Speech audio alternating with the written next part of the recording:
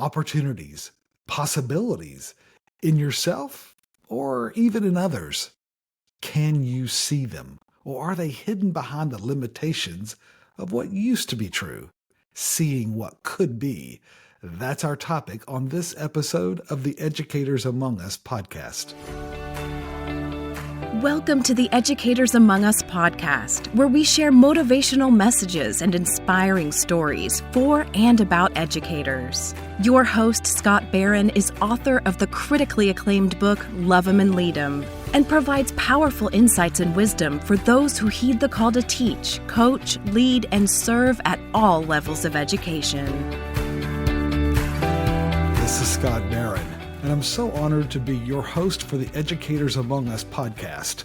This is a program that's for those who dare to be in the classroom, who can work in different aspects of school life and be a part of the lives of others as they explore new ways of learning and teaching and coaching and just getting the job done. We have people that, of course, work in different roles in schools. Some get to be at the front where they're greeting people and building relationships, and then others are kind of in the back. They're making sure that the business office is running well, or the counseling office, or taking care of all the details around the food or other things. And there's just a lot of people and a lot of responsibilities that happen in school life. And we know that it can be a challenge sometimes. You know, it comes with some unique challenges that are just special to educators. And educators, we have our own language, we have our own experiences, and so that's the purpose of the Educators Among Us podcast, is to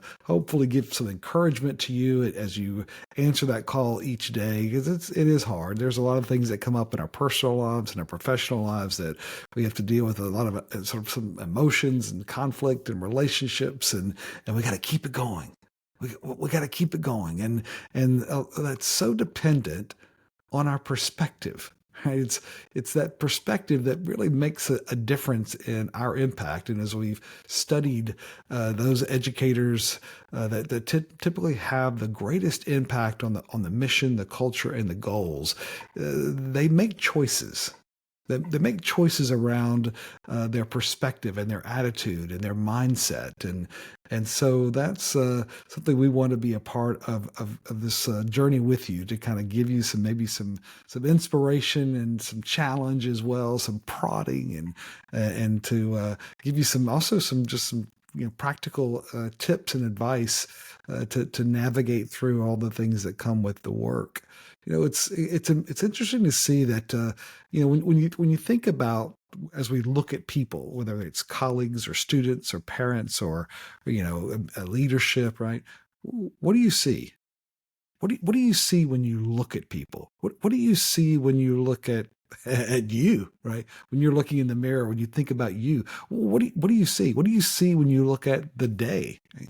That's what we mean by that attitude. It's a choice, and those choices really make a tremendous impact on ourselves, as well as those with whom that we serve and that we work. And because what we see, or what we choose to see, it's predictive. It's predictive of what we perceive as our reality. And so it's like T.S. Eliot once said, what we call the beginning is often the end. And to make an end is to make a beginning. The end is where we start from. Right? So what we're talking about here is we get to reset. We get to make choices. We get to choose what's the start, what's the end. And sometimes there's things we need to end. There's things we need to kind of stop doing. There's things we need to start doing. And each day, you're this day, for example, you're older today than you've ever been. That's an interesting thought, right? And you have more capabilities. You have more possibilities than ever before as well. And that's true for the people around you. And as we, we're in November, right? This is November 2025. And of course we've got holiday celebrations coming up. And I don't know about your family, but when we get together, we have more time for those favorite comfort foods. And there's things that the folks in my family, my mom or sister, and certainly Tammy, they can make some incredible dishes, and that's what I love about some of those gatherings. And for our family, that especially includes delicious recipes to enjoy grits, a bowl full of grits. And for some people, that's not the best memory. But for me, boy, I love them. I love them with cheese and green onions and mushrooms and shrimp and gravy and fried eggs and bacon and more cheese and just a litany of other mouth-watering ingredients. And now, that's not all at the same time usually, but some combination of those is, man, it's delicious. I love it, right? And now, if you've only had those bland porridge grits, then you failed your taste buds. I mean, there's more out there, and so I would encourage you to, if you've never had that experience, we'll get you to come over to the house and hang out with us a little bit. But it's with the right stone ground grits combined with expert preparation and great imagination, man, the possibilities they're truly amazing. They're limitless, and so you might actually like my grits. You might like those, but as we think about this, that's possibilities, right? Something that could be so sometimes distasteful or mundane, but it can be enhanced. It can be made even better. And that's really about what education is, right? It's making life better. It's finding ways to add a few ingredients, right? Add some knowledge, and even better, some wisdom to the mix. And you never know. You never know what's going to happen. It's like Johann Wolfgang von Goethe once said, treat people as if they were what they ought to be. That's such a powerful statement. Treat people as if they were what they ought to be. And you help them become what they are capable of being. By treating them where what they could be, maybe they ought to be, but at least they could be, you are the enabler of them actually becoming something incredible, right? That's our contribution. It's a contribution to relationship, but especially as educators, we have a powerful influence, right? Thinking in terms of possibilities rather than limitations. I mean, that's core to our calling. That's core to our calling as educators, because our words, our influence, our expectations change lives. People respond to that. They see beyond. They see beyond their failures and their own mental, models and narratives, and we get them to kind of pop up outside of that and go, "Hey, you're capable of so much more. I believe in you, and I'm here for you. I'm going to get you. I'm going to get you there, right? Let's go, right? That's listen, cynicism and sarcasm. It's often rooted in past hurt. Whatever, either by words other people have said or other choices we've made, whatever, right? But the problem is people with this mindset, they need our care, but they pose a significant and dangerous risk within a school environment. Again, because of the power of our words, the power of our behavior, the power that we model in terms of how we handle conflict and relate to people, right? You mix in there people who have a toxic cynicism and sarcasm. Yikes. I mean, there's a real danger to people and to future lives and decisions in that. This is not a game. This is not a dress rehearsal, right?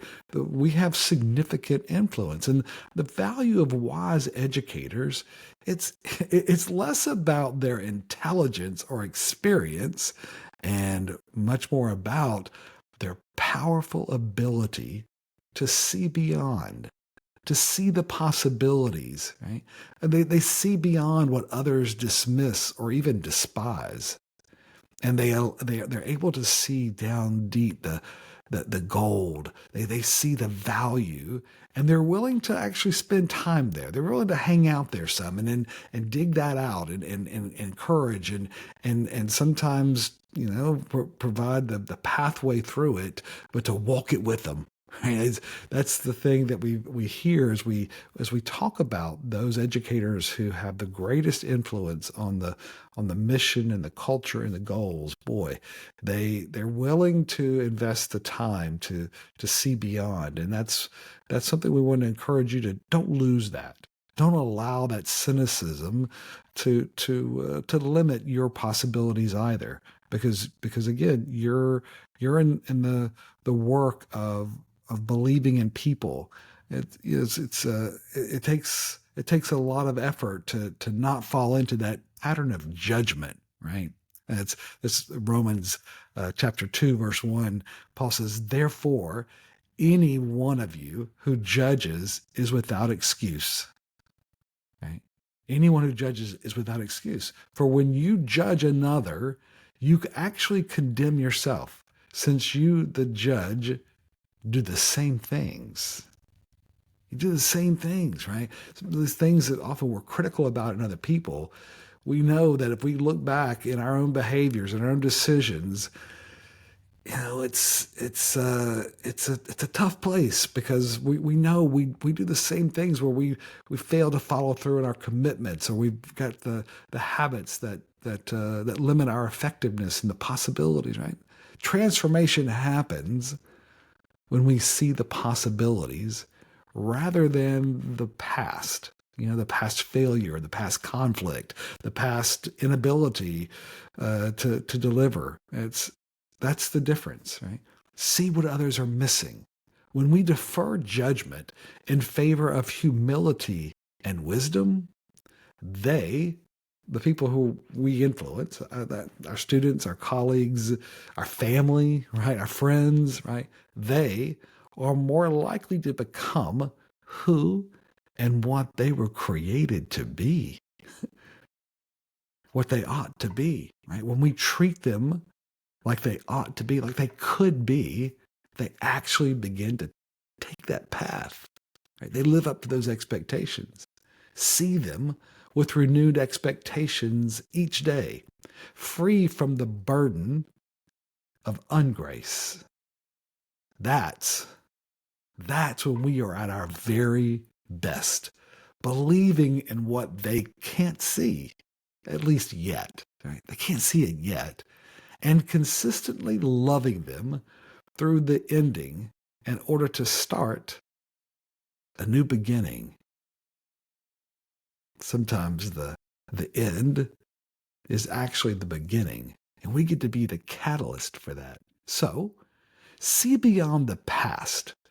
See beyond the past to see the possibilities this week, my friend, to enjoy the freedom of grace, of letting that go, of being able to see them for their promises, for their possibilities. That's the secret. Oh, and maybe even enjoy some grits in these next few weeks as you celebrate and we move through the end of this year, finding joy in those opportunities to celebrate with family and friends. It's a really important time of the year. We're wrapping up 2025, and of course, great expectations and anticipations coming up in the new year.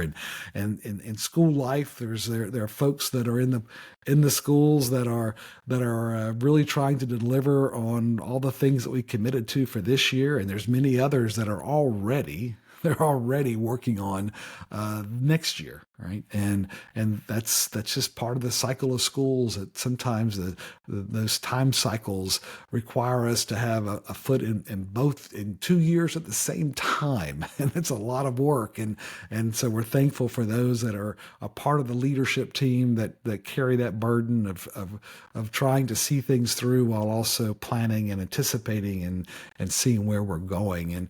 And so be an encouragement to them. Right. Even as you go through these things, remember the blessings. Remember the good stuff. Anybody can hang on to the negative stuff.